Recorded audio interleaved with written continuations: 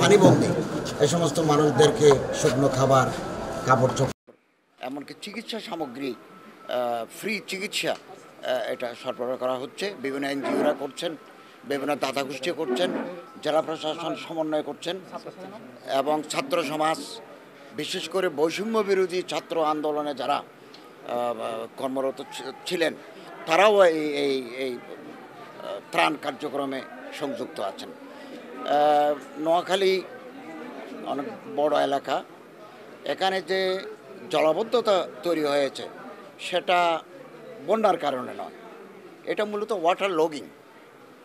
পানি নিষ্কাশনের যে পথগুলো আছে, ড্রেনেজ সিস্টেম, এগুলো এক শ্রেণীর মানুষ দখল করে ফেলেছে, মাছের ঘের করেছে, মাছের চাষ করেছে এবং এখানে কোনো বন্যার পানি নয়, এই বৃষ্টির পানিগুলো স্ট্যাগনেন্ট হওয়ার কারণে এই জলাবদ্ধতা তৈরি হয়েছে। এটা আমি মাননীয় জেলা প্রশাসক মহোদয়ের সাথে আলাপ করেছি।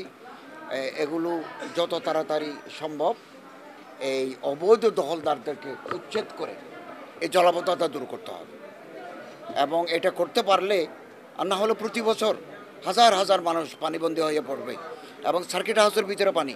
মডেল মসজিদ তৈরি করতে 16 কোটি টাকা খরচ করি এবং ইমাম আছে, মসজিদ আছে, আরও স্টাফরা আছে।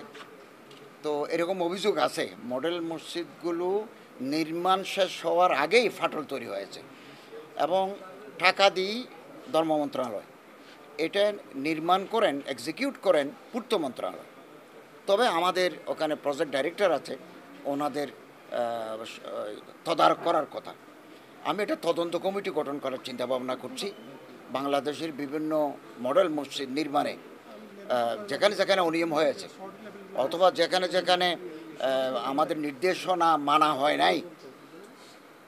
হয় নাই, দুর্বল কাঠামো হয়েছে, অব্যবস্থাপনা হয়েছে, এগুলোকে আইডেন্টিফাই করে একটা পাওয়ারফুল তদন্ত কমিটি গঠন করে আমরা এগুলো চিহ্নিত করব এবং অপরাধীদেরকে আমরা আইনের আওতায় আনার জন্য সুপারিশ করব।